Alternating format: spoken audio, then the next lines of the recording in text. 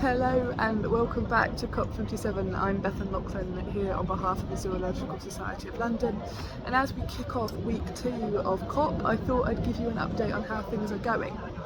So last week we saw the conclusion of the so-called technical discussions, and as of today ministers from all over the world are arriving to start the political discussions.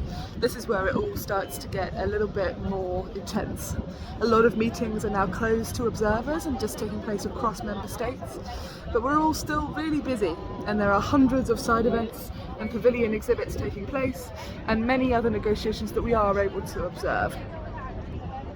This week it really will be the test of whether the Egyptian presidency and all the people here at COP can deliver on the so-called aim for implementation.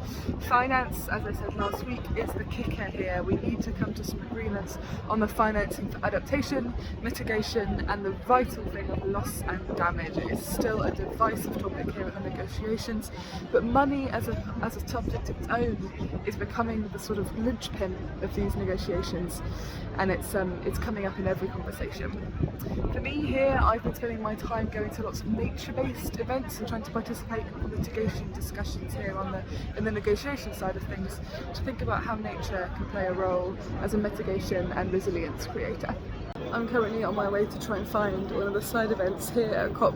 You spend quite a lot of your time trying to find events. I found this venue is enormous with 3 massive halls, all that feel about the size of aircraft carriers, with over 90 pavilions inside of them.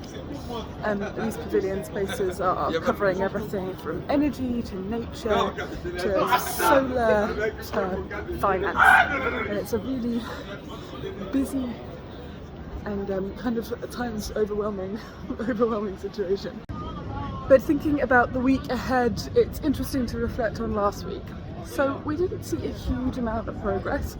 A lot of the technical discussions ended in something of a stalemate, especially on things like Article 6, which is related to carbon markets, loss and damage in particular, but also the financing of things like mitigation and adaptation.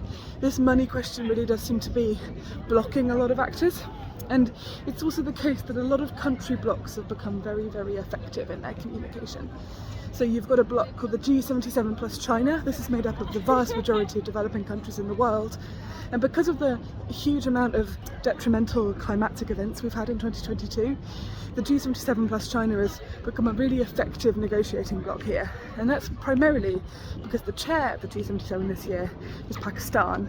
And at the moment, about a third of Pakistan is underwater. So as my quest for this side event continues, as I walk across this enormous venue, I'm going to sign off for today. But I'll be live tweeting what's going on, and also hoping to do a few more videos on what's been happening over the last few days.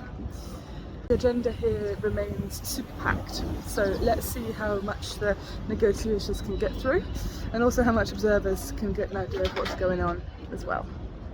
For now, I'll sign off. See you guys later. Bye.